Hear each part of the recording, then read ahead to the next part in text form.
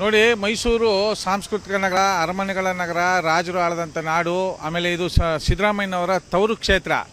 ಇವತ್ತೇನು ನ್ಯಾಯಾಲಯಗಳ ಮೂಲಕ ಅಕ್ರಮ ಕಟ್ಟಡಗಳನ್ನ ತೆರವುಗೊಳಿಸಿ ಅಂತ ನ್ಯಾಯಾಲಯಗಳು ನಿರ್ದೇಶನ ಕೊಟ್ಟಿದ್ರು ಸಹ ಮಾನ್ಯ ಗಣ ನ್ಯಾಯಾಲಯದ ನ್ಯಾಯಾಧೀಶರುಗಳು ಬೆಂಬಲವನ್ನು ವ್ಯಕ್ತಪಡಿಸಿ ಸರ್ಕಾರದ ಪರ ವಾದ ಮಂಡಿಸಿದ್ರು ಸಹ, ತೀರ್ಪು ಕೊಟ್ಟಿದ್ರು ಸಹ ಅಧಿಕಾರಿಗಳು ತೆರವುಗೊಳಿಸ್ತಿರತಕ್ಕಂಥದ್ದು ಅಕ್ಷಮ್ಯ ಅಪರಾಧ. ಸಂವಿಧಾನ ವಿರೋಧಿ ಕೆಲಸ ಮಾಡ್ತಾ ಇದ್ದಾರೆ ಅಧಿಕಾರಿಗಳು, ಕಾಸ್ಗೋಸ್ಕರ ಕೆಲಸ ಮಾಡ್ತಾ ಇದ್ದಾರೆ ಅಂತ ನಾವು ಖಂಡಿಸಬೇಕಾಗಿದೆ. ಇವತ್ತು ಹೋರಾಟಗಾರರಾಗಿರ್ಬೋದು, ಜನಸಾಮಾನ್ಯರಾಗಿರ್ಬೋದು, ಸಾಮಾನ್ಯ ಒಬ್ಬ ಮನುಷ್ಯ ಪ್ರಶ್ನೆ ಮಾಡಿದಾಗ ಅದನ್ನು ಕುಲಂಕುಷವಾಗಿ ಪರಿಶೀಲನೆ ಮಾಡಬೇಕಾದ್ದು ಮೈಸೂರು ಮಹಾನಗರ ಪಾಲಿಕೆ ಅಧಿಕಾರಿಗಳ ಜವಾಬ್ದಾರಿ ಹಾಗೂ ಆಯುಕ್ತರ ಜವಾಬ್ದಾರಿ. ಆಯುಕ್ತರು ಸಣ್ಣ ಪುಟ್ಟ ಈ ಫುಟ್ಪಾತಲ್ಲಿ ವ್ಯಾಪಾರ ಮಾಡೋರ ಮೇಲೆ, ಈ ಫುಟ್ಪಾತಲ್ಲಿ ಸಣ್ಣ ಪುಟ್ಟ ಕೆಲಸ ಮಾಡೋರ ಮೇಲೆ ಗದಪ್ರಹಾರ ಮಾಡುವಂಥ ಅಧಿಕಾರಿಗಳು ಇಂಥ ದೊಡ್ಡ ದೊಡ್ಡ ಬೃಹತ್ ಆಕಾರದ ಕಟ್ಟಡಗಳನ್ನ ಕಾನೂನು ಉಲ್ಲಂಘನೆ ಮಾಡಿ ಕಟ್ಟಿ ಅವೈಜ್ಞಾನಿಕವಾಗಿ ಕಟ್ಟಿರ್ತಕ್ಕಂಥ ಕಟ್ಟಡಗಳ ಪರ ಇವರು ನಿಲ್ಲ ಅಂತ ಒಂದು ದರಿದ್ರು ನಮ್ಮ ಸಾಂಸ್ಕೃತಿಕ ನಗರ ಅಧಿಕಾರಿಗಳಿಗೆ ಬಂದಿದೆ ಅಂತ ನಾವು ಹೇಳಬೇಕಾಗಿದೆ. ಈ ಭೂಮಿ ಮೇಲೆ ಸಂವಿಧಾನ ಡಾಕ್ಟರ್ BR ಅಂಬೇಡ್ಕರ್ ಅವರು ತಂದಿರೋದು.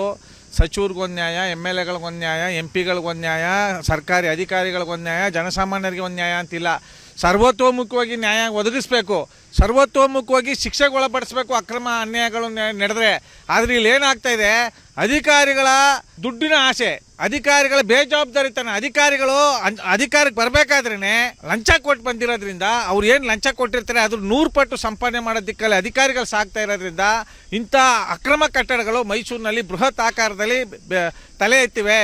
ಇನ್ನು ಮುಂದಿನ ದಿನಗಳಲ್ಲಿ ನಾವು ಅಧಿಕಾರಿಗೆ ಈಗ ನೋಡಿ, ಈಗ ನೀವೇನು ಹೇಳ್ತಾ ಇದ್ರಿ ಸುದರ್ಶನ್ ಸಿಲ್ಕ್ ವಿರುದ್ಧವಾಗಿ ನ್ಯಾಯಾಲಯದಲ್ಲಿ ಕೋರ್ಟ್ ಆದೇಶ ಆಗಿದೆ ಅಂದರೆ ಇನ್ನು ಕೆಲವೇ ದಿನಗಳಲ್ಲಿ ಆದೇಶ ಬಂದ ತಕ್ಷಣ ಇನ್ನೊಂದು ವಾರ 15 ದಿವಸದಲ್ಲಿ ಕ್ರಮ ತಗೊಂಡು 7 ದಿನದಲ್ಲಿ 7 ದಿನ ಬೇಡ, ನಮ್ಗೆ 14 ದಿನದೊಳಗಡೆ ಆ ಕಟ್ಟಡವನ್ನು ಧ್ವಂಸ ಮಾಡಲಿಲ್ಲ ಅಂದರೆ ಮಾನ್ಯ ಮೈಸೂರು ಮಹಾನಗರ ಪಾಲಿಕೆ ಆಯುಕ್ತರ ಮೇಲೆ ನಾವು ಲೋಕಾಯುಕ್ತಕ್ಕೆ ದೂರು ಸಲ್ಲಿಸಬೇಕಾಗುತ್ತೆ.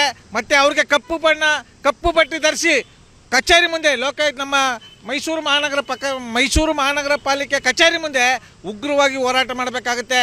ಯಾಕಂದರೆ ಮೈಸೂರು ಮಹಾನಗರ ಪಾಲಿಕೆ ಆಯುಕ್ತರು, ಜಿಲ್ಲಾಧಿಕಾರಿಗಳು, ಮೂಢ ಅಧ್ಯಕ್ಷರುಗಳು, ಕನ್ನಡ ಸಂಸ್ಕೃತಿ ಇಲಾಖೆಗಳು ಇವರು ಈ ಜವಾಬ್ದಾರಿ ಸರ್ಕಾರಿ ಸವಲತ್ತನ್ನ, ಸರ್ಕಾರಿ ಸಂಪತ್ತನ್ನ ಕಾಪಾಡಬೇಕಾದಂಥ ಅಧಿಕಾರಿಗಳು ಇವತ್ತು ಯಾವನೋ ಒಬ್ಬ ಎಲ್ಲೋ ಕೂತು ತಮಿಳುನಾಡಿಂದ ಬಂದಂಥವ್ರಿಗೆ, ಕೇರಳದಿಂದ ಬಂದಂಥವ್ರಿಗೆ, ಬೇರೆ ಬೇರೆ ರಾಜ್ಯಗಳಿಂದ ಬಂದಂಥ ಅಗರ್ಭ ಶ್ರೀಮಂತರ ಗುಲಾಮರಾಗಿ ಕೆಲಸ ಮಾಡ್ತಾ ಇದ್ರಲ್ಲ, ಇದು ದುರಂತ.